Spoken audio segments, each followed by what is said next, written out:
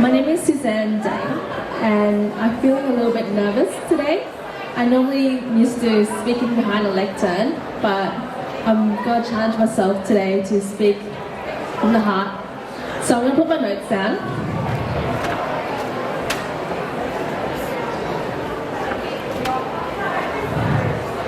So I had my first psychotic episode when I was 19. I was bizarre, I was hearing voices, I was having panic attacks.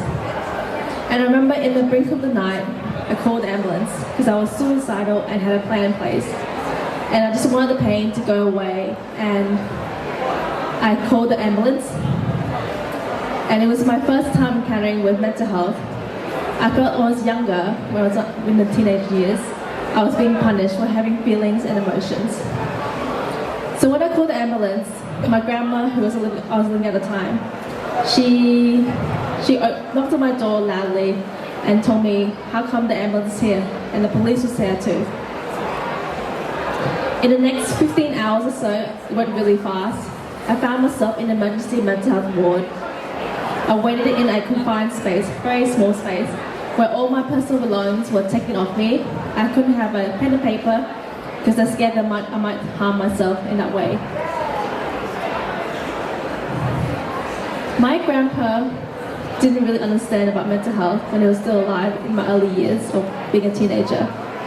But there was a time he went to his GP and asked his GP for evidence fact sheets about mental health and depression in particular. And I felt so amazed that this man actually wants to educate himself and learn more about mental health and depression at the time. And I have been diagnosed with bipolar disorder type 1 in my 20s. I'm on 32 now.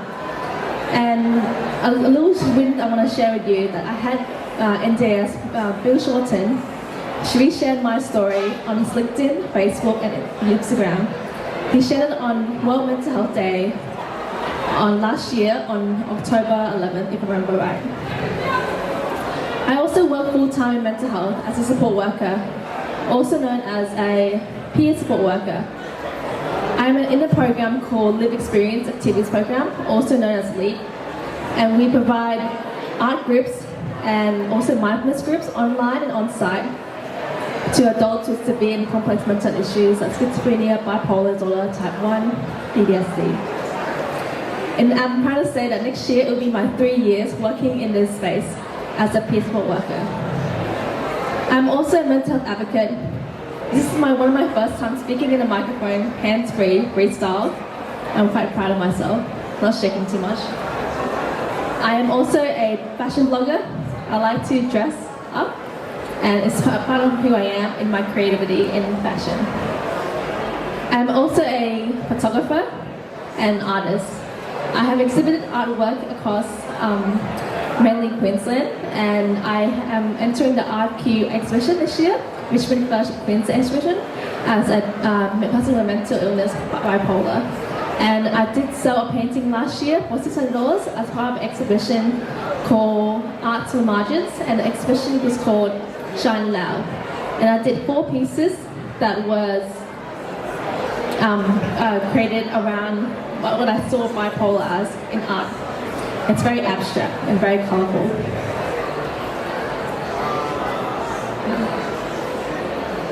I have entered a few beauty pageants in the past, and the second beauty pageant when I entered, I was larger scale in size in Fitness Vietnam World Australia. When the photos came out after the pageant, I have received some comments. One person saying, sumo. The other person saying online, why did she enter the pageant? She's too fat. My experience with Dylan Charles didn't end there. I have a YouTube mental health channel, and I received a comment on one of my videos saying, I hope you die from depression. And another person saying, you're the ugliest sack of shit I ever seen.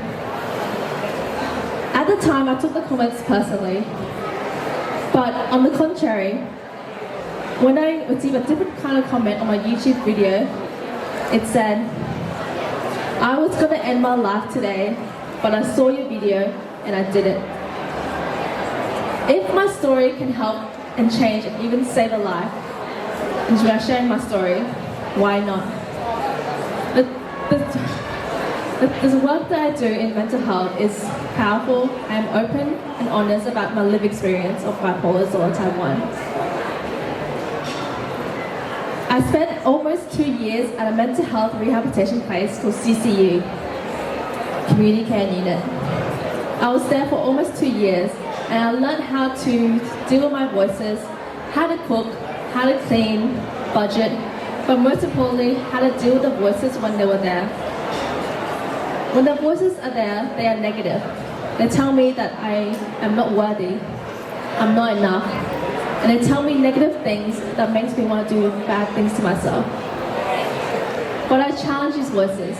When they tell me I'm not enough, I challenge them with I am enough. When they tell me I'm not worthy, I challenge them with I am worthy. I acknowledge and accept that I take medications for life. I have tried many medications since I was 19. I'm 32 now. Risperidone, Valium, Abilify, and also sodium valproate. I am on a really highly regulated medication called clozapine, and it has changed my life for the better. And I will be continuing taking these medications because my illness is a chronic illness and needs medication to make me stable in life. And when I mean stable in life, I mean different things. Being able to afford my rent and being able to pay on time. Being able to voice the issues that are important to me to other people. Being able to move on from trauma and learn from it and just move on after dealing with it through trauma counseling a couple of years ago. The NDIS changed my life. The National Disability Insurance Scheme I have been on for the past couple of years or so.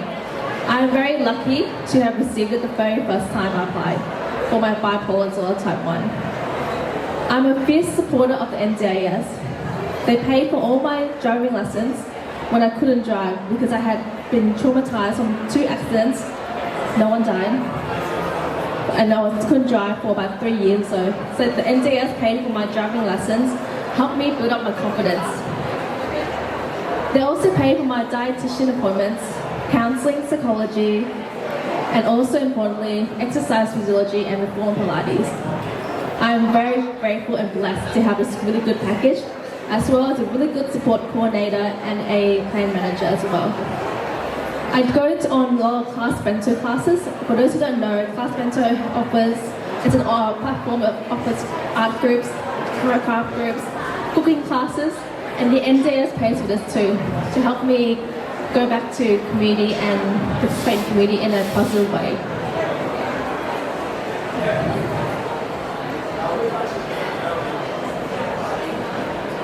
I haven't had the best in my early years share of being in a relationship. I'm so used to being abused in the first few relationships that I had. One was so bad that I had to put a DVO against the partner at the time, and I didn't succeed.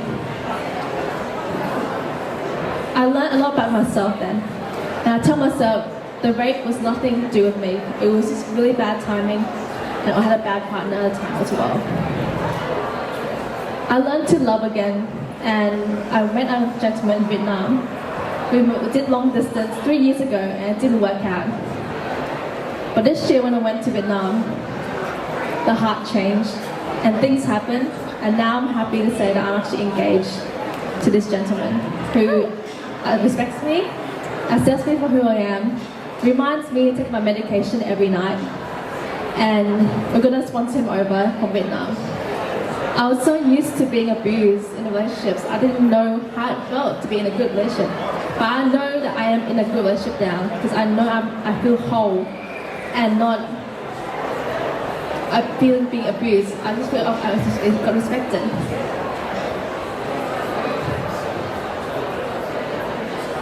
I have a few tips of advice for those who have been directly or indirectly affected by mental illnesses.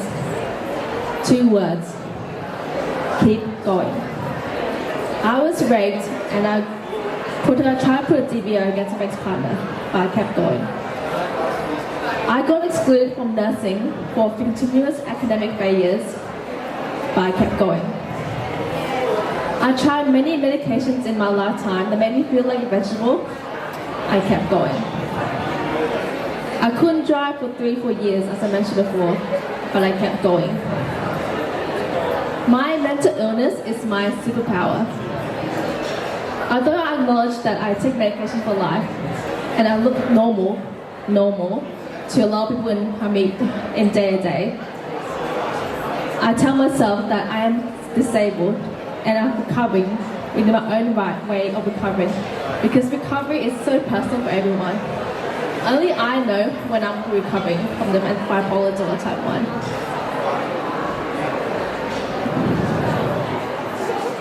Thank you for listening.